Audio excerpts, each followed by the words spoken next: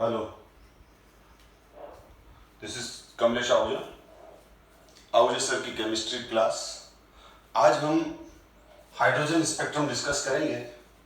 जैसा कि हम प्रीवियस क्लासेस में रेगुलरली ये डिस्कस करते आ रहे हैं कि जब भी किसी भी एटम में इलेक्ट्रॉन हायर एनर्जी लेवल से लोअर एनर्जी लेवल में जंप करता है तो वो energy in form of light radiation release करता है, जिसको हम फोटोन भी कहते हैं और हम इसको स्पेक्ट्रम भी कहते हैं। तो जब इलेक्ट्रॉन कभी भी हायर एनर्जी लेवल से लोअर एनर्जी लेवल में जंप करेगा, हायर एनर्जी लेवल से लोअर एनर्जी लेवल में जंप करेगा, तो ये हायर एनर्जी लेवल है और यहां से इलेक्ट्रॉन जब जंप कर रहा है लोअर एनर्जी लेवल में तो ये एक रेडिएशन रिलीज करता है। और अगर ये रेडिएशन जो रिलीज करता है इसको हम क्या बोलेंगे, फोटोन और स्पेक्ट्रम। अगर ये H एटम है, suppose this is H atom, और H एटम में इलेक्ट्रॉन हायर एनर्जी लेवल से लोअर एनर्जी लेवल में H एटम में इलेक्ट्रॉन हायर एनर्जी से लोअर एनर्जी लेवल में जंप करता है, तो जो लाइट रेडिएशन निकलते हैं उसको हम क्या कहते हैं, it is called hydrogen spectrum. अगर हीलियम आयन से निकले तो हीलियम स्पेक्ट्रम, लिथियम आयन से निकले तो लिथियम स्पेक्ट्रम। ठीक है, तो ये लाइन स्पेक्ट्रम होते हैं, यानी एक ट्रांजिशन से एक लाइन बाहर आती है, और इट इज इमिशन स्पेक्ट्रम क्योंकि इमिट हो रहा है, ये इमिशन हो रहा है। तो यहां पर क्या है, हाइड्रोजन, सबसे पहला कि हाइड्रोजन स्पेक्ट्रम जो है वो एक तरह से प्रैक्टिकल, एक तरह से क्या है, प्रैक्टिकल एविडेंस है, प्रैक्टिकल एविडेंस है बोर एटॉमिक थ्योरी का। क्योंकि बोर ने एटम के चारों तरफ, बोर ने क्या कहा था, बोर ने ये कहा था कि न्यूक्लियस के चारों तरफ ऑर्बिट्स हैं और उसका नंबर ऑफ इलेक्ट्रॉन से कोई रिलेशन नहीं है। जैसे हाइड्रोजन एटम में इलेक्ट्रॉन तो एक है पर ऑर्बिट इनफाइनाइट है। अब ये जो एक इलेक्ट्रॉन है वो लोवेस्ट एनर्जी लेवल में रिवॉल्व करेगा, यानी फर्स्ट ऑर्बिट में रिवॉल्व करेगा। अब हीलियम में 2 इलेक्ट्रॉन है तो हीलियम एटम में दोनों इलेक्ट्रॉन फर्स्ट ऑर्बिट में ही रिवॉल्व करेंगे, क्योंकि फर्स्ट ऑर्बिट में मैक्सिमम 2 इलेक्ट्रॉन आते हैं। अब लिथियम में 3 इलेक्ट्रॉन्स हैं तो 2 इलेक्ट्रॉन तो फर्स्ट ऑर्बिट में और रिमेनिंग 1 इलेक्ट्रॉन सेकंड ऑर्बिट में। पर इन नंबर ऑफ इलेक्ट्रॉन्स का नंबर ऑफ ऑर्बिट से कोई रिलेशन नहीं है। हाँ, जो किसी भी एटम में जो इलेक्ट्रॉन्स हैं वो electron available lowest energy level में रिवॉल्व करेंगे, मतलब पहले फर्स्ट ऑर्बिट कंप्लीट होगी, फिर सेकंड होगी, फिर थर्ड ऑर्बिट होगी, और अगर इलेक्ट्रॉन्स खत्म हो गए तो बाकी सारी ऑर्बिट वेकेंट है। ऑर्बिट एक से ऑर्बिट का जो रिलेशन है वो इलेक्ट्रॉन से नहीं है, यानी ऑर्बिट इनफाइनाइट है, तो नंबर ऑफ ऑर्बिट्स इनफाइनाइट है। इसी को हाइड्रोजन स्पेक्ट्रम के थ्रू या एटॉमिक स्पेक्ट्रम के थ्रू हम प्रूव भी करेंगे इस क्लास के अंदर। तो सबसे पहले तो हम ये देख लेते हैं कि स्पेक्ट्रम है, हाइड्रोजन स्पेक्ट्रम क्या है। तो हाइड्रोजन स्पेक्ट्रम्स को हमने बेसिकली 4 पार्ट, मतलब अलग अलग टाइप से नेमिंग दिया हुआ है। उनका जो नेमिंग गिवन है वो है Lyman, Balmer, Paschen, Brackett, Pfund, Humphrey. Lyman, Balmer, Paschen, Brackett, Pfund नहीं बोलते, वैसे फंड बोलते हैं इसको, एंड हम्फ्री। तो ये जो स्पेक्ट्रम्स हैं इनके नेम जिन साइंटिस्ट ने डिस्कवर किया उनके बेस पे दिया हुआ है। जैसे लायमन साइंटिस्ट ने, बाल्मर साइंटिस्ट ने, पास्चन साइंटिस्ट ने डिस्कवर की, तो उन्हीं के नेम से इनको नेम दिया हुआ है। एनीवे, सबसे पहले हम देखते हैं कि हाइड्रोजन स्पेक्ट्रम है क्या। तो हाइड्रोजन एटम में जब इलेक्ट्रॉन हायर एनर्जी लेवल से लोअर एनर्जी लेवल में जंप कर रहा है तो हम उसको हाइड्रोजन स्पेक्ट्रम कह रहे हैं। और इनमें अब देखो लायमन क्या है, अब तो यहाँ पर अभी आपको समझ में आ जाएगा, मैं स्टार्ट कर रहा हूँ एक्सप्लेन करना। तो यहाँ पर ये ऑर्बिट फर्स्ट है, ये ऑर्बिट सेकंड है, ये ऑर्बिट थर्ड है, ये ऑर्बिट 4 है, ये ऑर्बिट 5 है, ये ऑर्बिट 6 है, ये ऑर्बिट 7 है और ये ऑर्बिट 8 है। और यहां पर जो ये है, ये ब्लू लाइन, ये देखो, ये इसका मतलब ये हुआ कि इलेक्ट्रॉन सेकंड ऑर्बिट से फर्स्ट ऑर्बिट में जंप कर रहा है। तो क्या होगा, एनर्जी रिलीज होगी, और ये जो एनर्जी रिलीज हो रही है, ये जो रेडिएशन रिलीज हो रहा है, ये फर्स्ट लाइमन लाइन हो गई। कौन सी लाइमन लाइन हो गई? फर्स्ट लाइमन लाइन हो गई। मैं क्लियर कर रहा हूं, बट थोड़ा सा ध्यान दो, लाइमन कब बोलेंगे, बाल्मर कब बोलेंगे, ये सब क्लियर कर रहा हूं, थोड़ा सा पेशेंस रखना बेटा। पहले तो ये है, ये आ रहा है थर्ड से फर्स्ट में, ये आ रहा है, ये आ रहा है बेटा फोर्थ से फर्स्ट में, ये आ रहा है फिफ्थ से फर्स्ट में, ये इलेक्ट्रॉन आ रहा है सिक्स से फर्स्ट में, सिमिलरली ये आ रहा है सेवन से फर्स्ट में, ये आ रहा है एट से फर्स्ट। तो ये ब्लू लाइन्स है, बना दी मैंने। तो आप क्या देख रहे हो कि ये सारी जो ब्लू लाइन्स है, ठीक है, जो मैंने अभी ड्रॉ की, इसमें इलेक्ट्रॉन किसी भी हायर एनर्जी लेवल से, इलेक्ट्रॉन किसी भी हायर एनर्जी लेवल से फर्स्ट ऑर्बिट में जंप कर रहा है। तो जब इलेक्ट्रॉन किसी भी हायर एनर्जी लेवल से फर्स्ट ऑर्बिट में जंप करता है, जब इलेक्ट्रॉन किसी भी हायर एनर्जी लेवल से फर्स्ट ऑर्बिट में जंप करेगा, तो रिलीज होने वाले स्पेक्ट्रम्स को लाइमन स्पेक्ट्रम्स बोलेंगे, और कलेक्टिवली सबको मिला के लाइमन सीरीज बोलेंगे। अब जरूर नहीं है 9 से भी आएगा, 10 से भी आएगा, इन्फाइनाइट से भी आएगा, ठीक है। तो यानी किसी भी हायर एनर्जी से जब इलेक्ट्रॉन, किसी भी हायर एनर्जी से जब इलेक्ट्रॉन फर्स्ट ऑर्बिट में जंप करता है, तो रिलीज होने वाले रेडिएशंस को हम क्या बोलते हैं? Lyman spectrum. और हाइड्रोजन एटम है तो ये हाइड्रोजन स्पेक्ट्रम तो है ही। अब हाइड्रोजन स्पेक्ट्रम के अंदर उसका फर्दर क्लासिफिकेशन है। अब अगर मैं इसी तरह से, आप देखो, ये सेकंड सीरीज देखो, ये वाली जो ब्लू वाली हो गई, हम इस ब्लू वाली लाइन सीरीज को क्या बोलते हैं? Lyman lines. क्या बोलते हैं बेटा? Lyman line. मैं लिख देता हूं ये लाइमन लाइन, लाइमन सीरीज। अब यहां पर ये देखो, ये रेड वाली, तो यहां क्या है देखो, थर्ड से सेकंड में, फोर्थ से सेकंड में, फिफ्थ से सेकंड में, सिक्स्थ से सेकंड में, सेवंथ से सेकंड में, एट्थ से सेकंड में। तो आप देख लो, इस सीरीज को हम क्या बोल रहे हैं? This series is called Balmer series. और इस सीरीज को हम क्या कह रहे हैं? This series is called Lyman series.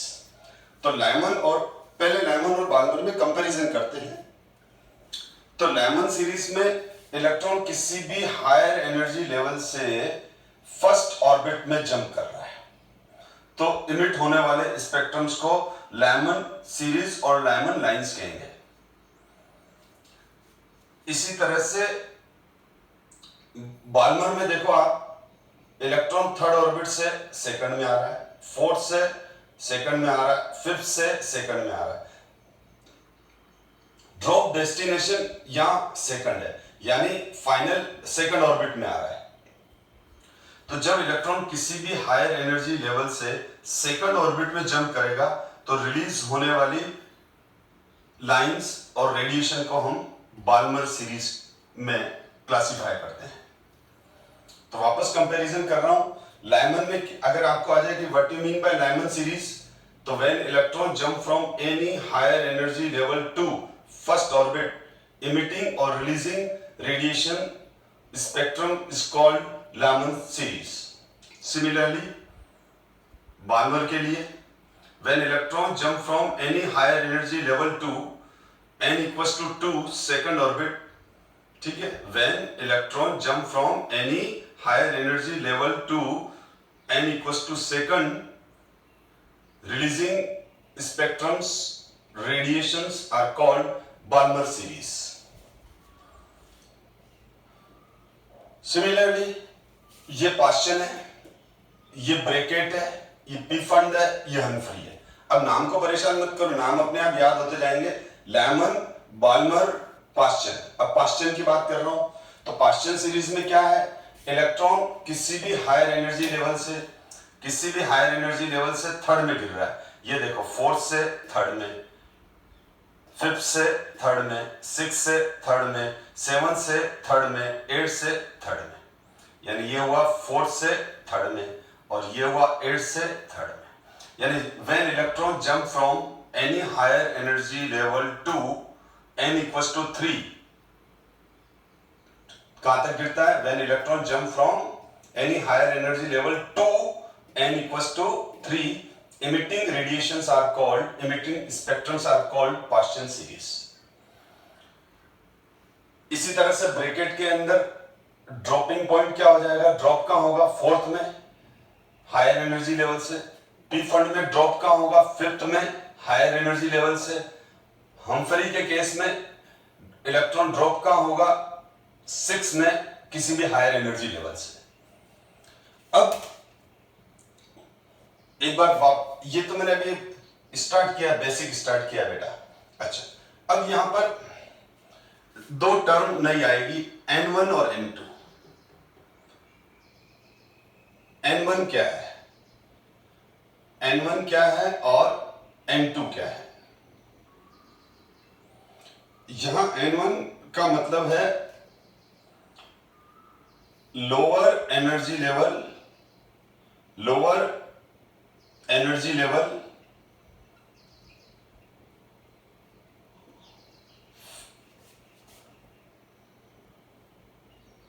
at which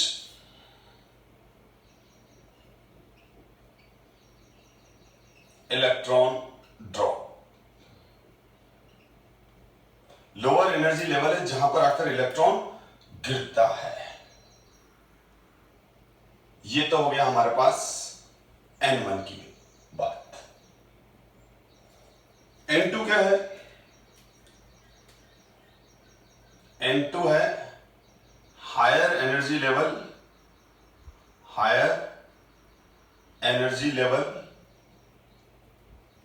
from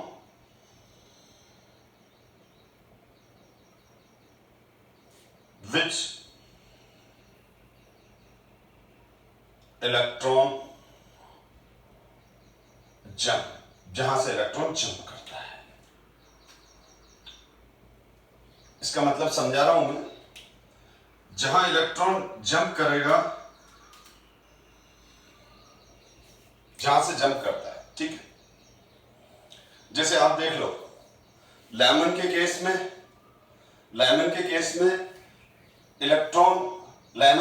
में N1 की वैल्यू क्या हो जाएगी? 1. Lower energy level at which electron drop. तो लाइमन में हमेशा इलेक्ट्रॉन हायर एनर्जी लेवल से कहां ड्रॉप कर रहा है? फर्स्ट में. तो लाइमन के केस के लिए N1 की वैल्यू क्या हो जाएगी? N1 equals to 1. Balmer case में N1 की वैल्यू हो जाएगी 2. इसके लिए हो जाएगी N1 की वैल्यू हो जाएगी 3. इसके लिए हो जाएगी N1 की वैल्यू 4. तो देखो आप, लाइमन में जो इलेक्ट्रॉन ड्रॉप हो रहा है वो कहां से? लाइमन में जो इलेक्ट्रॉन ड्रॉप हो रहा है वो किसी भी हायर एनर्जी लेवल से फर्स्ट ऑर्बिट में ड्रॉप हो रहा है. तो lower energy level at which electron is drop. ठीक है, लैंग्वेज करेक्शन कर लेना.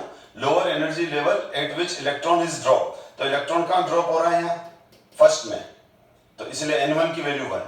बाल्मर में सारे इलेक्ट्रॉन कहां ड्रॉप हो रहे हैं? सेकंड ऑर्बिट में. तो बाल्मर सीरीज के लिए N1 की वैल्यू हो जाएगी 2.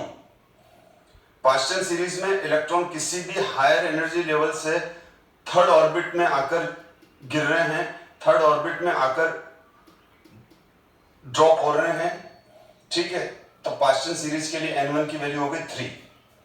ब्रैकेट में इलेक्ट्रॉन किसी भी हायर एनर्जी लेवल से फोर्थ ऑर्बिट में ड्रॉप हो रहे हैं, आके गिर रहे हैं, तो N1 की वैल्यू 4. यानी n1 का मतलब ये होता है कि इलेक्ट्रॉन कहां गिरा आके, इलेक्ट्रॉन कहां ड्रॉप हुआ। तो लेमन में सारे इलेक्ट्रॉन कहां ड्रॉप हो रहे हैं, हायर एनर्जी लेवल से फर्स्ट में, इसलिए n1 1। बालमन में ये सारे इलेक्ट्रॉन हायर एनर्जी लेवल से कहां ड्रॉप हो रहे हैं, सेकंड ऑर्बिट में, इसलिए n1 की वैल्यू 2। पाश्चन में इलेक्ट्रॉन हायर एनर्जी लेवल से कहां ड्रॉप हो रहे हैं, थर्ड ऑर्बिट में, इसलिए n1 की वैल्यू 3। इसी तरह से ब्रैकेट में n1 की वैल्यू 4। समझ में आ गया कि कहां इलेक्ट्रॉन गिरा वो n1 की वैल्यू है, कहां इलेक्ट्रॉन गिरा वो n1 की वैल्यू है। और अब कहां से इलेक्ट्रॉन गिरते हैं वो n2 की वैल्यू है, कहां से इलेक्ट्रॉन गिरते हैं वो वो n2 की वैल्यू है। n2 की वैल्यू क्या है, इलेक्ट्रॉन कहां से गिरा। n1 का मतलब क्या है, इलेक्ट्रॉन कहां गिरा। लेमन में इलेक्ट्रॉन कहां गिर रहे हैं, लेमन में इलेक्ट्रॉन कहां गिर रहे हैं 1 में, तो n1 की वैल्यू 1। बालमन में इलेक्ट्रॉन कहां गिर रहे हैं 2 में, तो n1 की वैल्यू 2। पाश्चन में इलेक्ट्रॉन कहां गिर रहे हैं 3 में, इसलिए n1 की वैल्यू 3। और n2 का मतलब होता है कहां से गिर रहे हैं, ठीक है, higher energy level from which electron jump. तो यहां देख लो आप, इलेक्ट्रॉन लेमन में इलेक्ट्रॉन कहां से गिर रहा है 2 3 4 5 6 से। तो लेमन के केस के लिए मैं लेमन की बात करूं तो लेमन के लिए n2 की वैल्यू क्या हो जाएगी, 2 से 3 से 4 से 5 से डैश डैश डैश इनफाइनाइट। ठीक है, तो लेमन से तो ये हो जाएगा, लेमन के लिए n2 की वैल्यू क्या हो गई, लेमन के लिए n2 की वैल्यू 2 3 4 5 6 7 और आगे। ठीक है, अच्छा अगर मैं अब यहां लेमन की जगह बाल्मर ले लूं, लेमन की जगह क्या ले लूं बेटा, बाल्मर ले लूं, तो बाल्मर में देखो बाल्मर में इलेक्ट्रॉन कहां से आ रहा है, कहां से जंप कर रहा है, सेकंड में तो आके गिर रहा है, तो मिनिमम कहां से जंप करेगा, थर्ड से, तो थर्ड से फोर्थ से फिफ्थ से और आगे। तो बाल्मर के लिए n2 की वैल्यू क्या हो जाएगी 2, नहीं रॉन्ग, 2 तो इसका n1 है। ठीक है, क्या हो जाएगा 3 4 5 6 डैश डैश डैश इनफाइनाइट। इसी तरह से मुझे आप खुद ही सोचो पाश्चन के लिए क्या होगा, पाश्चन के लिए क्या होगा n2 की वैल्यू, पाश्चन के लिए n2 की वैल्यू क्या हो जाएगी, यानी कहां से गिर रहा है, फोर्थ से थर्ड में, फिफ्थ से थर्ड में, सिक्स से थर्ड में, कहां से गिर रहा है, फोर्थ से थर्ड में, फिफ्थ से थर्ड में, सिक्स से थर्ड में, इस तरह से। तो आपको आई थिंक n1 और n2 का मतलब समझ में आ गया होगा, क्योंकि ये टर्म हम आगे यूज करेंगे। अब हम एक बार वापस आगे डिस्कस करते हैं। अब इसमें हमारे पास ये जो स्पेक्ट्रम्स हैं बेटा, एक बार हम एक शॉर्ट में और डिस्कशन करते हैं।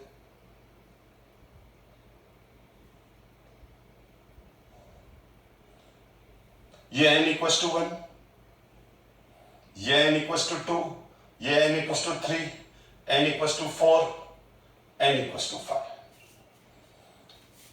First orbit, second orbit, third orbit,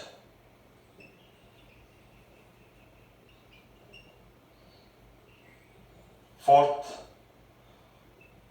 fifth. तो इलेक्ट्रॉन जब फिफ्थ से फर्स्ट में गिरा, जो डायग्राम बना रखा है उसके अकॉर्डिंग ले रहा हूं, ये सारे लेमन लाइन्स हैं। ये सारी कौन सी लाइन है बेटा, लेमन लाइन है, क्योंकि इलेक्ट्रॉन किसी भी हायर एनर्जी लेवल से किस में ड्रॉप हो रहा है, फर्स्ट ऑर्बिट में। तो यहां पर ये इलेक्ट्रॉन्स ड्रॉप हो रहे हैं यहां से। ठीक है, अब इस केस में क्या होगा, जब वो 2 से 1 में आ रहा है, n इक्वल्स टू 2 से 1 में आ रहा है, तो लेमन के लिए n2 की वैल्यू क्या हो जाएगी, 2 से आ रहा है, 3 से आ रहा है, 4 से आ रहा है, डैश डैश इनफाइनाइट से। और चलो ये फिफ्थ वाला हटा देता हूं, थोड़ा स्पेस कम है। n1 की वैल्यू क्या हो जाएगी लेमन के लिए 1। N1 की वैल्यू क्या हो जाएगी, लाइमन के लिए 1 हो जाएगी। ठीक है, तो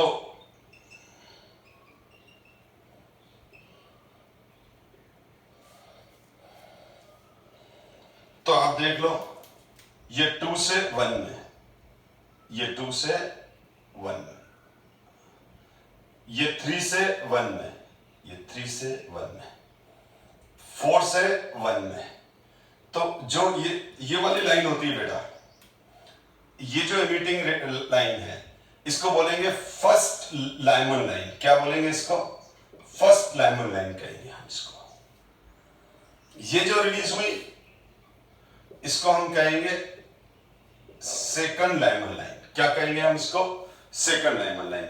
यानी ये फर्स्ट लाइमन लाइन, ये सेकंड लाइमन लाइन, और ये जो रेडिएशन रिलीज हुआ उसको बोलेंगे थर्ड लाइमन लाइन। तो समझ में आ गया? ये फर्स्ट लाइमन लाइन, ये सेकंड लाइमन लाइन, ये third Lyman line, fourth Lyman line, इस तरह से। इसी तरह से देखो बाल्मर में ये हो जाएगी फर्स्ट बाल्मर लाइन, ये हो जाएगी सेकंड। तो ये तो लाइमन के लिए N1 की वैल्यू 1 और N2 की वैल्यू 2, 3, 4 सो। अब मैं इसी तरह से अगर मैं बाल्मर सीरीज को एक्सपेंड करूं, तो बाल्मर सीरीज में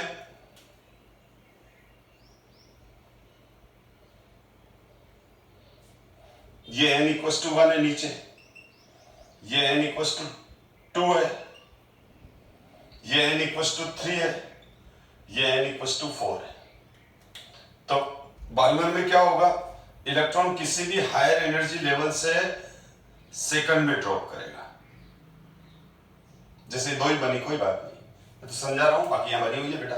सेकंड से थर्ड से सेकंड में, फोर्थ से सेकंड में, फिफ्थ से सेकंड में। तो यहां पर क्या हो जाएगा? N1 की वैल्यू क्या, N2 की वैल्यू और N1 की वैल्यू। तो N1 की वैल्यू तो क्या हो गई? 2। बाल्मर में N1 की वैल्यू तो क्या हो गई? ये रही N1। N1 की वैल्यू तो बाल्मर के लिए क्या हो गई? 2 हो गई। और N2 की वैल्यू कहां से आएगा? वो 3 से, 4 से, 5 से, डैश डैश डैश इनफाइनाइट से। तो जब वो थर्ड से सेकंड में आ रहा है, तो फर्स्ट बाल्मर लाइन हो गई, यानी ये जो निकला इसको हम क्या बोलेंगे? First Balmer line. ये जो निकली इसको क्या बोलेंगे? Second Balmer line.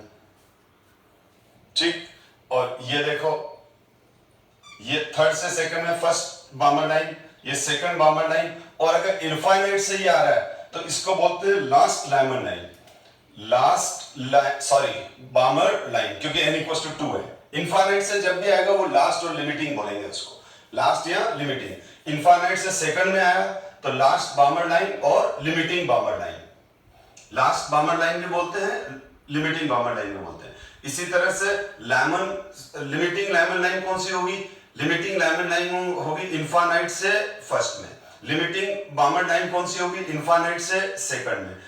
Limiting partial line कौन सी होगी? इनफाइनाइट से थर्ड में। तो आपने देखा कि हर सीरीज का जो N1 है वो कांस्टेंट है। इनका N1 की वैल्यू सबकी क्या कांस्टेंट है, और N2 की वैल्यू चेंज होती रहती है, और उसके अकॉर्डिंग नाम भी दे देते हैं। ठीक है, जैसे जस्ट अबव N1 है तो ये हो गई फर्स्ट लाइमन लाइन, ये हो गई सेकंड लाइमन लाइन, ये हो गई फर्स्ट बाल्मर लाइन, ये हो गई सेकंड बाल्मर लाइन, ये हो गई फर्स्ट पास्चल लाइन, ये हो गई सेकंड पास्चल लाइन। क्या ये जो लाइमन लाइन के जो रेडिएशन निकलते हैं, लाइमन लाइन के जो रेडिएशन निकलते हैं वो यूवी से बिलोंग करते हैं। यूवी मतलब अल्ट्रावायलेट। ये किससे बिलोंग करते हैं? यूवी से। यूवी मतलब अल्ट्रावायलेट लाइट। यानी जितने भी लाइमन लाइन ऑब्जर्व हुए, ये सारे के सारे लाइमन लाइन अल्ट्रावायलेट रेडिएशन देते हैं, अल्ट्रावायलेट रेडिएशन देते हैं। इसी तरह सारे जो बाल्मर सीरीज है वो विजिबल रेडिएशन से बिलोंग करती है। किससे बिलोंग करती है? यानी जितने भी ये वाला रेडिएशन, ये वाला रेडिएशन, ये वाला स्पेक्ट्रम, रेडिएशन स्पेक्ट्रम एक ही बात है। ये सारे रेड वाले जो स्पेक्ट्रम्स हैं ये विजिबल रीजन से बिलोंग करते हैं, और बाकी ये सब IR मतलब इंफ्रारेड। ठीक है, तो आपसे कोई पूछे कि लाइमन सीरीज में कौन सी लाइट है, तो लाइमन सीरीज में जो लाइट है वो अल्ट्रावायलेट है। देखो gamma rays, x ray, ultraviolet, visible, infrared, microwave, radio wave, ये लाइट का क्लासिफिकेशन है। और लाइट का जो क्लासिफिकेशन होता है वो वेवलेंथ के रेंज पर बेस्ड है। वो आप फिजिक्स में डिटेल में पढ़ोगे। अभी तो हम सिंपली डिस्कस कर रहे हैं कि भाई लाइमन सीरीज से जो रिलीज होने वाले रेडिएशन है वो किस रीजन से बिलोंग करते हैं, उनकी क्वालिटी क्या है, अल्ट्रावायलेट। बाल्मर सीरीज से जो लाइट रेडिएशन निकल रहे हैं, स्पेक्ट्रम निकल रहे हैं, वो कौन से क्वालिटी के हैं, विजिबल वाले हैं, विबग्योर। और फिर पाश्चन, ब्रैकेट, फंड और हम्फ्री, ये वाले जो हैं वो कहां से बिलोंग कर रहे हैं, ये सब इंफ्रारेड से बिलोंग कर रहे हैं। अब आप ये सारा जो है, ये हम सारा एक स्पेक्ट्रोमीटर इंस्ट्रूमेंट होता है, उसमें ये सारे स्पेक्ट्रम हमने ऑब्जर्व किए हुए हैं। ये ऑब्जर्व वैल्यू है। जैसे हम वोल्ट मीटर में किसी इलेक्ट्रिक सर्किट का वोल्टेज मेजर कर लेते हैं, एमीटर के अंदर हम करंट की इंटेंसिटी मेजर कर लेते हैं, वेट मशीन से वेट ऑब्जर्व कर लेते हैं, हाइट मशीन से हाइट ऑब्जर्व कर लेते हैं, ठीक है। तो इसी तरह से एक स्पेक्ट्रोमीटर भी एक इंस्ट्रूमेंट होता है, जिससे उस इंस्ट्रूमेंट से हमने ये सारे स्पेक्ट्रम ऑब्जर्व किए।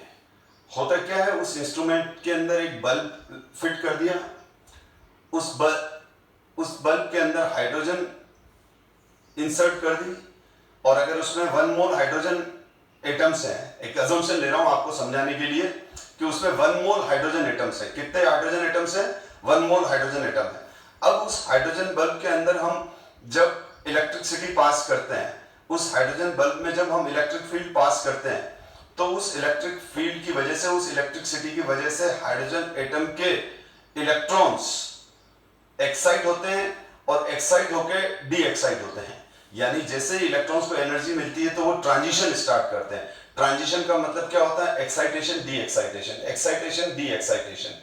तो जैसे ही हम हाइड्रोजन बल्ब को इलेक्ट्रिसिटी प्रोवाइड करते हैं, वैसे ही क्या होता है, हाइड्रोजन बल्ब के इलेक्ट्रॉन्स एक्साइट होके और डी एक्साइट हो रहे होते हैं। और जब वो डी एक्साइट हो रहे होते हैं तो number of various type of radiation release करते हैं, जिनको हमने स्पेक्ट्रोमीटर से सेपरेट कर लिया और ऑब्जर्व किया, तो हमको इतनी सारी लाइंस मिली, जिनको हमने Lyman, Balmer, Paschen, Brackett, the Pfund का। फिर इनको पता चला कि सारी लाइमन अल्ट्रावायलेट रेडिएशन हैं, सारे बाल्मर जो हैं वो विजिबल रेडिएशन है, और बाकी सारे पाश्चन, ब्रैकेट, डी फंड, ये सारे के सारे रेडिएशन इंफ्रारेड क्वालिटी के हैं। ये सब अलग अलग साइंटिस्टों ने डिस्कवर किया, तो उसी के नाम पर उस सीरीज का नाम दे दिया। जिसने लाइमन ने ये सारा डिस्कवर किया तो उसको लाइमन सीरीज कह दिया, बाल्मर ने इनका डिस्कवरी की तो इसको बाल्मर सीरीज कह दिया। अब क्वेश्चन ये है कि इतने सारे स्पेक्ट्रम कब मिल सकते हैं, स्पेक्ट्रम इतने सारे, किसी एक ही एटम से इतने सारे स्पेक्ट्रम कब मिल सकते हैं, वो तभी मिल सकते हैं जब उसमें एक से ज्यादा ऑर्बिट हो। ये सब मिलना ये बता रहा है कि इसमें ऑर्बिट्स हैं, ये सारी ऑर्बिट्स हैं। अगर ऑर्बिट नहीं होती, सपोज करो अपन डिनाइन करते हैं कि साहब हाइड्रोजन एटम में तो एक इलेक्ट्रॉन है, इसीलिए एक ही ऑर्बिट एग्जिस्ट करेगी। हाइड्रोजन एटम में एक ही इलेक्ट्रॉन है तो एक ही ऑर्बिट एग्जिस्ट करेगी।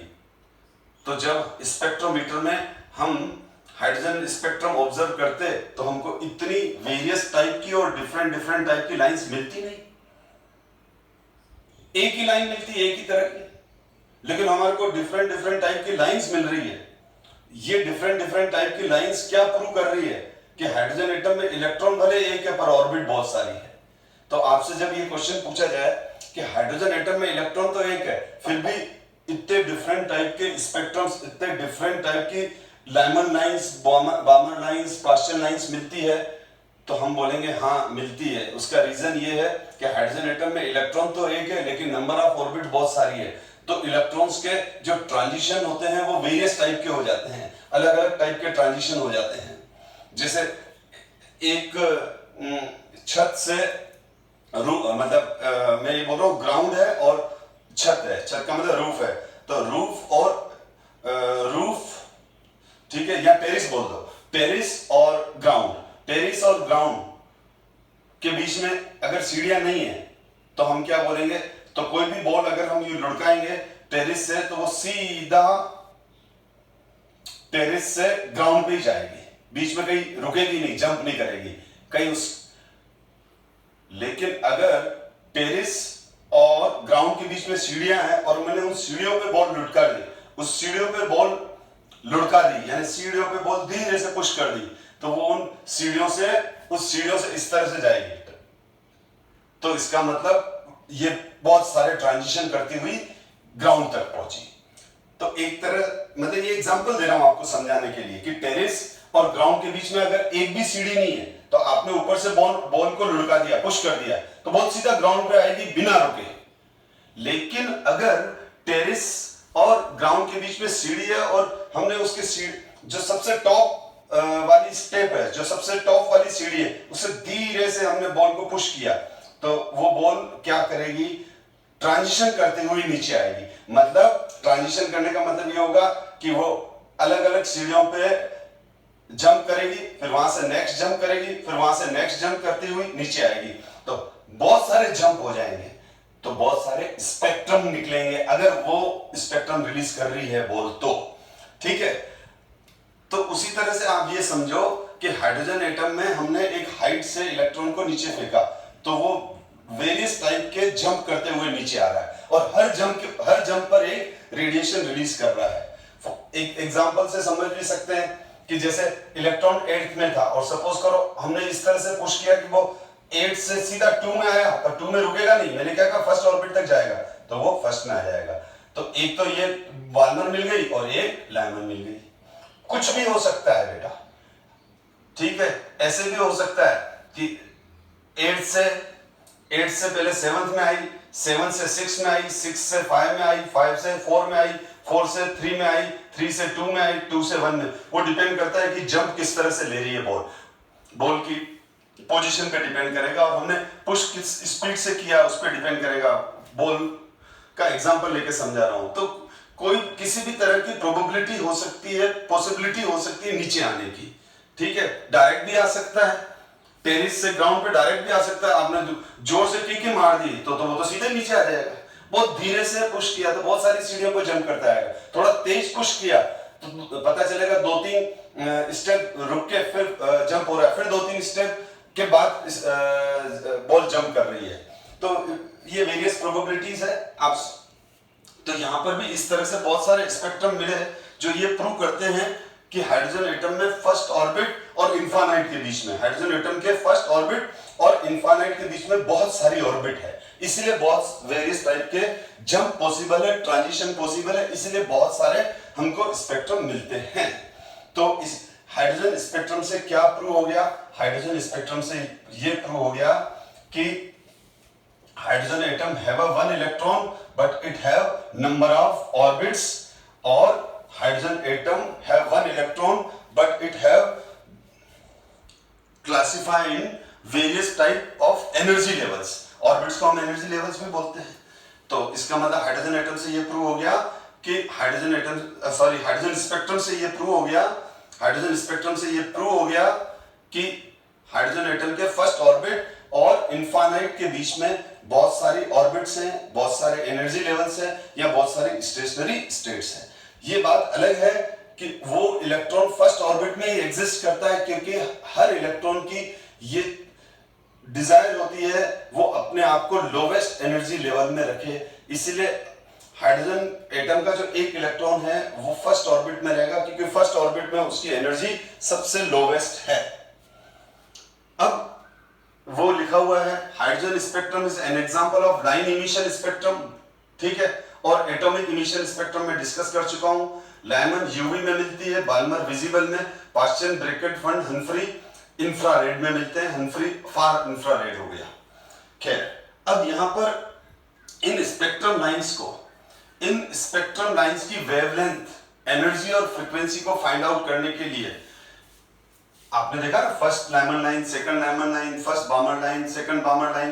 तो इन लाइंस की फ्रीक्वेंसी, वेवलेंथ और एनर्जी फाइंड आउट करने के लिए हम रिट्ज इक्वेशन यूज करते हैं। हम क्या यूज करते हैं?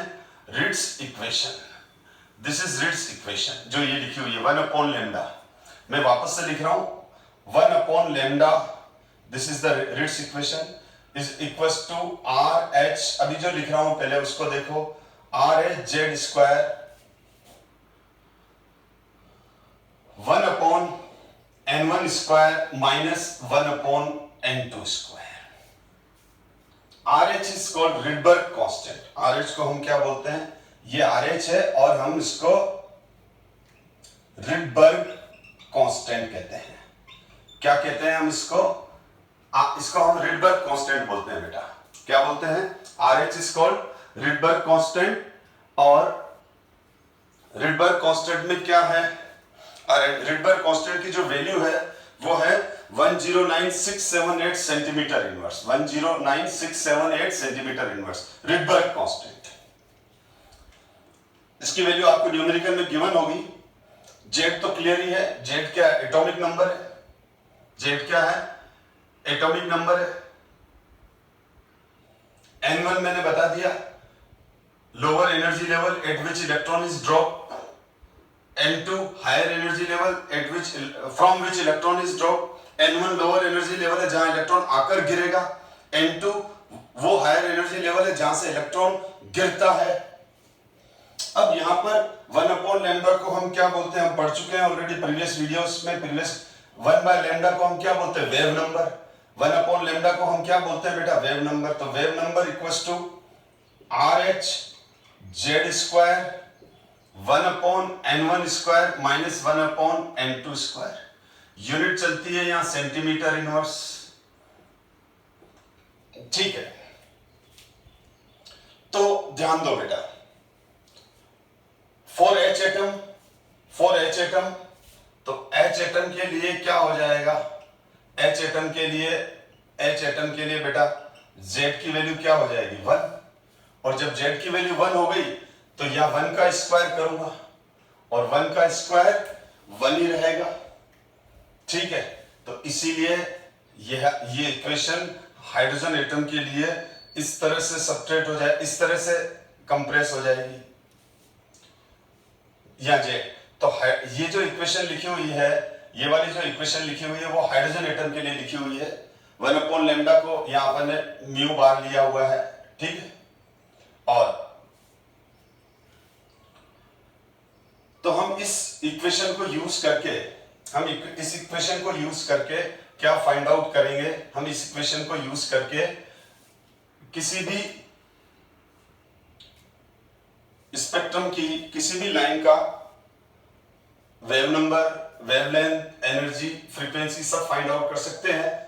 कैसे कर सकते हैं वो कुछ न्यूमेरिकल एग्जाम से, कुछ एग्जांपल से क्लियर करता हूं। तो मैं एनसीईआरटी के कुछ इंटेक्स क्वेश्चन और एंड एक्सरसाइज क्वेश्चन करा देता हूं जो कि बुक के ही हैं। ये देखो एनसीईआरटी क्वेश्चन नंबर 2.15। ठीक है, क्योंकि आपने ये देखा होगा कि मेरी हर क्लास में मैं क्या करता हूं, जो टॉपिक पढ़ाता हूं उस टॉपिक से रिलेटेड पैरेलल इंटेक्स और and exercise NCERT question parallel कराता रहता हूं।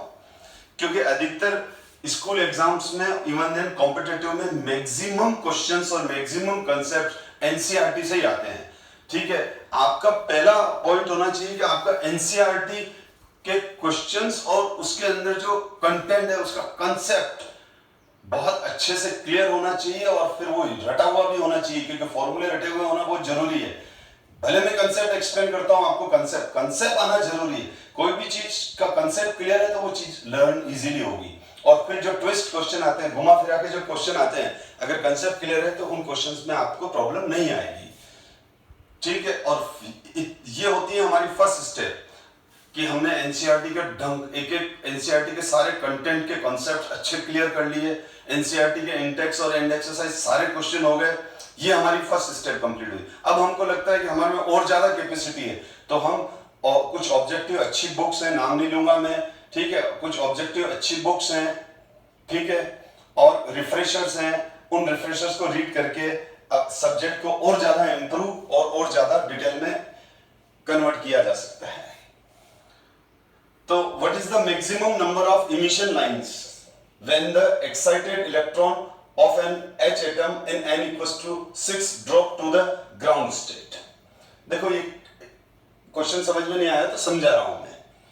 क्वेश्चन ये एनसीईआरटी का 2.15 है। ये बोल रहा है कि ना अगर इलेक्ट्रॉन को हम 6th ऑर्बिट तक, जब इलेक्ट्रॉन को 6th ऑर्बिट तक एक्साइट कर दें, इलेक्ट्रॉन को कहां तक एक्साइट कर दें, 6th ऑर्बिट तक एक्साइट कर दें, तो टोटल पॉसिबल ट्रांजिशन कितने होंगे? जितने पॉसिबल ट्रांजिशन होंगे बेटा, जितने पॉसिबल ट्रांजिशन होंगे उतने ही तो स्पेक्ट्रम मिलेंगे। जितने पॉसिबल ट्रांजिशन होंगे उतने ही तो स्पेक्ट्रम मिलेंगे। समझो बेटा, जैसे मैंने है ना एक ये मेरे पास हाइड्रोजन एटम है, ठीक है। अब मेरा पर्पस ये नहीं इस क्वेश्चन को सॉल्व करके और लिख दूं मैं। मेरा पर्पस ये है कि इस क्वेश्चन से रिलेटेड कॉन्सेप्ट को एक्सप्लेन करूं मैं। अब जैसे ये हाइड्रोजन एटम है, अब मैं कुछ एग्जांपल ले लेता हूं, ठीक है। इस तरह से समझो बात को। अब ये बोल रहा है कि हमने हमारे पास जो हाइड्रोजन बल्ब है, हमने हाइड्रोजन बल्ब को इतना वोल्टेज दिया कि इलेक्ट्रॉन कहां पर जंप करके चला गया, 3rd पर। अब ये जब 3rd पे चला गया तो अब ये नीचे कैसे आएगा? तो ये नीचे एक तो ऐसे आ जाएगा बेटा, पहले ये n इक्वल्स टू 1 है बेटा, ये n इक्वल्स टू 2 है और ये n इक्वल्स टू 3 है। तो इलेक्ट्रॉन पहले 3rd से 2nd में आया और फिर 2nd से 1st में आया, ठीक है। तो इस केस में इसने कितने रिलीज किए? 2 स्पेक्ट्रम, यानी 1st से 3rd से 2nd में और 2nd से 1st में। पर ऐसा भी तो हो सकता है ये इलेक्ट्रॉन डायरेक्ट आ जाए, तो वही है कि ये एक सीढ़ी है, ये एक स्टेप है, ये एक स्टेप है, ये ग्राउंड स्टेप है, ये ग्राउंड स्टेप है, ये ग्राउंड सीढ़ी है, ग्राउंड स्टेप है, ये फर्स्ट मतलब ये ग्राउंड स्टेप है और ये भी सीढ़ी है, ये भी सीढ़ी है, ये भी स्टेप है। अब यहां से यहां तो डायरेक्ट ग्राउंड स्टेप पे आ जाएगा, या फिर क्या होगा, टपका खा के आएगा, यानी यहां पर रुक के फिर यहां आ जाएगा। रुकने का मतलब इनफाइनाइटली स्मॉल टाइम। जैसे सीढ़ी से जब बॉल नीचे आती है तो पहली सीढ़ी से मतलब ऊपर वाली सीढ़ी से नीचे वाली सीढ़ी पे टपकेगी, वहां फिर यूं आएगी, यूं आएगी, यूं आएगी, यूं आएगी। आप समझ रहे हो ना, यूं आई तो ये रुकी, फिर यूं आई तो ये रुकी, फिर यूं आई रुकी। हाँ, ये रुकने का टाइम बहुत कम होता है, इनफाइनाइटली स्मॉल होता है। तो यहां पर हम बोलेंगे अगर इलेक्ट्रॉन को हमने 3rd ऑर्बिट तक जंप कराया, 3rd ऑर्बिट तक अगर इलेक्ट्रॉन जाएगा तो 3 स्पेक्ट्रम मिलेंगे। आपको समझ में आ गया 3 कैसे? 3 ऐसे मिलेंगे। अब ये जो 3 मिले बेटा, एक मिनट, अब ये 3 मिले तो इस 3 को कैसे प्रेजेंट करेंगे? ऐसे नहीं करते, ये तो मैंने आपको समझाने के लिए बताया। हम 3 ऑर्बिट बना देंगे, 1 2 3। अगर इलेक्ट्रॉन 3rd ऑर्बिट तक गया तो ये 1st ऑर्बिट, ये 2nd ऑर्बिट, ये 3rd। तो वो बोल रहा है अगर इलेक्ट्रॉन को आपने 3rd ऑर्बिट तक भेजा है तो 3rd से सीधा 1st में आ गया, एक। दूसरा ऐसा भी हो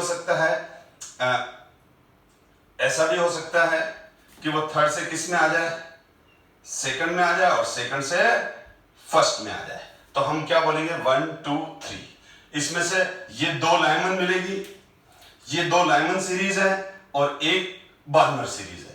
ये 2 लाइमन सीरीज है क्योंकि जब इलेक्ट्रॉन किसी भी हायर एनर्जी लेवल से लोअर एनर्जी लेवल में जंप करेगा तो उसको लाइमन सीरीज मिलेंगे, और ये 2nd में जंप कर रहा है तो बार्नर। तो हम बोलेंगे जब n equals to electron n equals to 3 तक एक्साइट होगा तो मैक्सिमम नंबर ऑफ इमिशन 3 होंगे, 2 लाइमन के होंगे और एक बार्नर का होगा। इसी तरह से अब जैसे मैंने आपको ये बताया, तो ऐसे अपन को पॉसिबिलिटीज निकालनी है, और पॉसिबिलिटी निकालने का तरीका ये होता है। अब मैं बोलूं n इक्वल्स टू 5 तक ले गया, तो आप क्या करो, आप आप ये किया करो बेटा, 1 2 3 4 5। चलो 6 ले रहा है तो 6 ले लो ऐसे। अब ये हो गई हमारा 1, ये हो गई 2, ये हो गई 3, ये हो गई 4, ये हो गई 5, ये हो गई 6। तो जब इलेक्ट्रॉन 6 तक जाएगा तो पॉसिबल स्पेक्ट्रम्स कितने होंगे, ये ऐसे बना लिया करो। 6 से 1st में आ गया, नहीं फिर ये वाला ऐसे बना, ये ऐसे आंसर निकल जाएगा आपका, यानी इसका मतलब ये है। अब दूसरा ये देखो, ऐसे पहले लाइमन काउंट कर लिया करो, फिर बार्नर काउंट कर लिया करो 6 से, फिर पास्चन काउंट कर लिया करो, फिर ब्रैकेट काउंट कर लिया, फिर फुल। हम्फ्री मिलेगी नहीं, क्योंकि हम्फ्री तो और ऊपर से मिलेगी। तो Lyman, burner, Paschen, bracket, P fund. तो हमारे पास टोटल स्पेक्ट्रम्स कितने आ गए बेटा?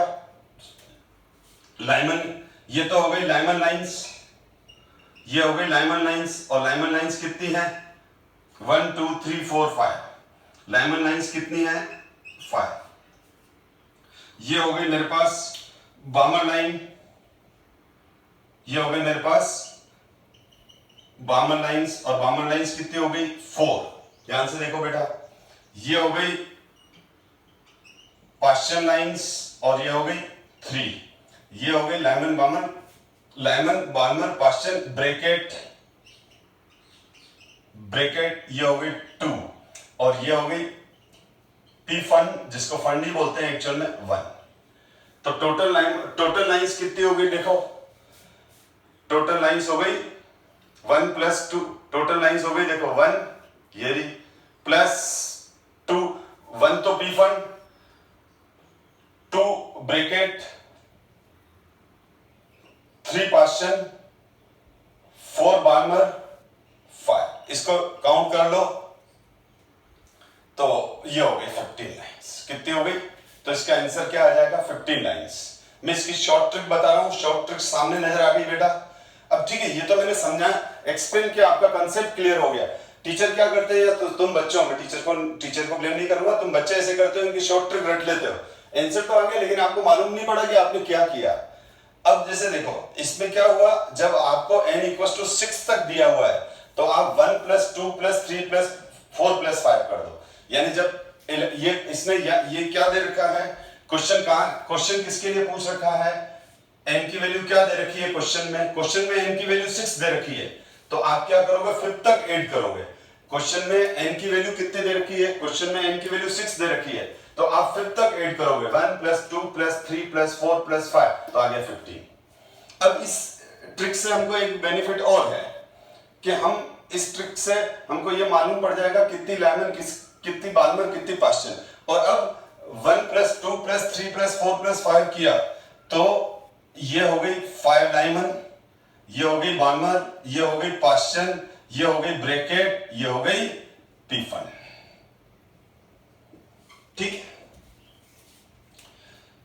अगर इसी तरह से हमको n = 8 दे रखा है बेटा, क्या दे रखा है, अगर ये क्वेश्चन में हमको n 6 की जगह n = 8 दे रखा होता तो हम कहां तक काउंट करेंगे बेटा, हम कहां तक काउंट करेंगे? अगर n क्या गिवन हो, n = 8 गिवन हो बेटा, तो हम क्या करेंगे, 1 + 2 + 3 + 4 + 5 + 6 + 7, इसको काउंट कर दो। तो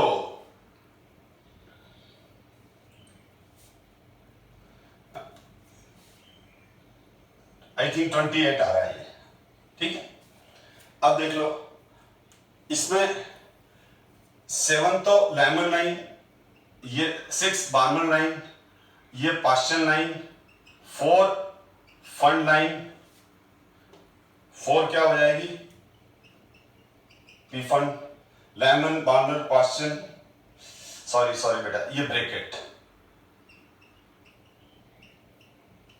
ब्रैकेट, ये P fund, Lyman burner Paschen bracket,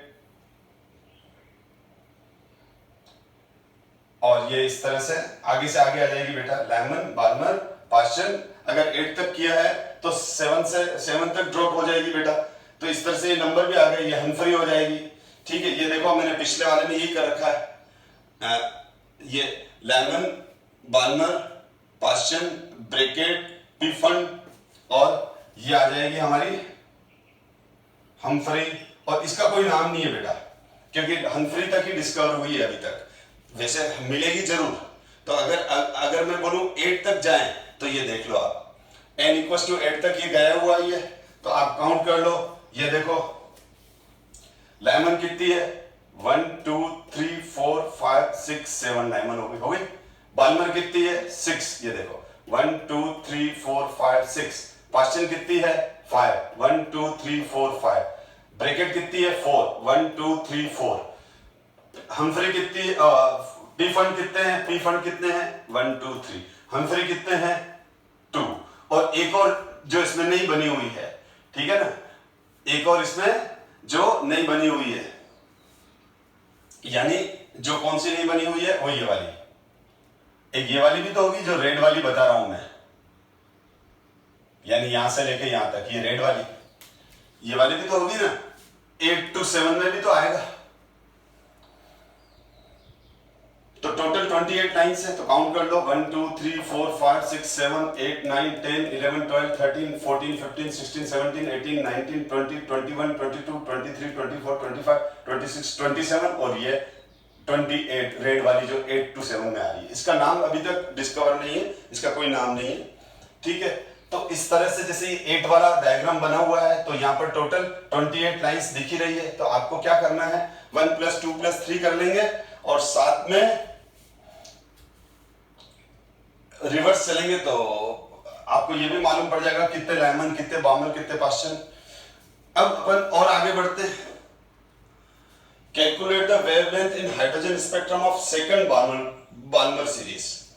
calculate the wavelength in hydrogen spectrum of second Barmer series. तो हाइड्रोजन एटम के लिए तो 4H है, तो अपन क्या करेंगे, इस क्वेश्चन को कैसे सोल्व करेंगे, 1/z r z², 1/n1 का स्क्वायर माइनस 1/n2 का square centimetre inverse. Hydrogen atom लिया हुआ है तो z की वैल्यू 1। वेवलेंथ पूछी है, लैम्डा फाइंड आउट करना है। सेकंड बार्मर लाइन, तो बार्मर लाइन के लिए बेटा n2, बार्मर लाइन के लिए n1 की वैल्यू क्या होगी 2, लाइमन के लिए n1 की वैल्यू क्या थी 1 और बार्मर के लिए n1 की वैल्यू 2। 2 से जब 2 पर आकर गिरता है, बार्मर में हर इलेक्ट्रॉन 2 पर आकर गिरता है, तो ये 3, ये 4, ये 5 डैश डैश इनफाइनाइट। तो अब ये क्या पूछ रहा है, ये पूछ रहा है कि calculate the wavelength of hydrogen spectrum of second Barmer line. Second Barmer line, second Barmer line, तो 3 से 2 में आया तो फर्स्ट बार्मर लाइन, 4 से सेकंड में आएगा तो जो रेडिएशन इमिट हो रहा है इसको हम क्या बोलेंगे, सेकंड बार्मर लाइन। तो हमारे पास n1 की वैल्यू 2 रहेगी और किसी भी सीरीज के लिए n1 की वैल्यू हमेशा कांस्टेंट रहती है और n2 की वैल्यू 4 हो जाएगी। तो यहां पर क्या हो जाएगा 1/λ r, r की वैल्यू गिवन होगी 1096778, अभी मैं r ही लिख रहा हूं, और ये 1/n1 की वैल्यू 1 का स्क्वायर, सॉरी 2 का स्क्वायर माइनस 1/4 का स्क्वायर। अब खाली हमको इसको सोल्व ही तो करना है बेटा, तो 1/λ r 1/4 माइनस 1/16, तो इसको मैं सॉल्व करूंगा तो r 4 - 3 ऊपर आएगा तो 3r आ जाएगा, एलसीएम ले लिया ना बेटा 4, तो 3r/16 क्या आ जाएगा 3r/16 सेंटीमीटर इनवर्स। r की वैल्यू डाल के अपन आंसर निकाल लेंगे। लेकिन हमको ये तो हमारे पास क्या है, ये हमारे पास वेव नंबर है। अगर उसने पूछा वेव नंबर क्या है, तो वेव नंबर है 3r/16। वेव नंबर क्या है 3r/16। लेकिन हमारे पास वैल्यू आई है 1/λ की वैल्यू आई है 3r/16 सेंटीमीटर इनवर्स। तो लैम्डा की वैल्यू कितनी आ जाएगी 16/3r सेंटीमीटर, तो ये आंसर आ जाएगा। अब आपको r की वैल्यू न्यूमेरिकल में गिवन होगी या मैंने दी नहीं है, ठीक है, उस आर की वैल्यू पुट करके आंसर लिख दोगे। और बहुत बार अगर आपने यहां तक भी आंसर लिख के छोड़ दिया तो एग्जाम में टीचर मार्क्स नहीं काटता है, क्योंकि वो आपका कॉन्सेप्ट देख रहा है कि आप ये इक्वेशन अप्लाई कर पा रहे हो कि नहीं कर पा रहे हो, जेड की वैल्यू 1 रख रहे हो कि नहीं रख रहे हो, n1 n2 की वैल्यू 4 और n1, ये पूरी करेक्ट अप्रोच है बेटा।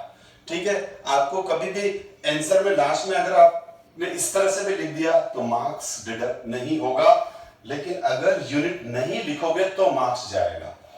अब मैं आपको अब है ना एनसीईआरटी के कुछ क्वेश्चन आप खुद भी ट्राई करें, क्योंकि मैं आगे अब नेक्स्ट वीडियो में हाइड्रोजन स्पेक्ट्रम के पहले रिमेनिंग क्वेश्चंस करा के फिर या तो डी ब्रोगली कंसेप्ट स्टार्ट करूंगा या फोटो इलेक्ट्रिक इफेक्ट स्टार्ट करूंगा, देखता हूं कि सिचुएशन क्या है। तो अब ये देखो, calculate the shortest and longest wavelength in hydrogen spectrum of lamin series. ये बच्चों क्वेश्चन आपको करने हैं। NCERT question number 2.17, calculate the wave number for the longest wavelength transition in the Balmer series of atomic hydrogen। ये question 2.17 and exercise का NCERT से भी देख सकते हो। NCERT question number 2.33, what transition in the hydrogen spectrum would have the same wavelength as the Balmer transition n equals to 4 to n equals to 2। ये बोल रहा है n इक्वस टू 4 से n इक्वस टू 2। ठीक है, Balmer transition n equals to 4 से n equals to 2 of helium plus spectrum. तो ये सारे क्वेश्चन आपको खुद सॉल्व करने हैं यूट्यूब पर। आप जब वीडियो देख रहे हो तो इनको पोस्ट करके और इन क्वेश्चन को अच्छे से रीड करके सॉल्व करके रखना अपने रजिस्टर के अंदर। नेक्स्ट क्लास स्टार्ट होते ही सबसे पहले मैं इन 3-4 क्वेश्चन का सॉल्यूशन कराऊंगा और उसके बाद आगे नया टॉपिक पढ़ाऊंगा। Thank you so much.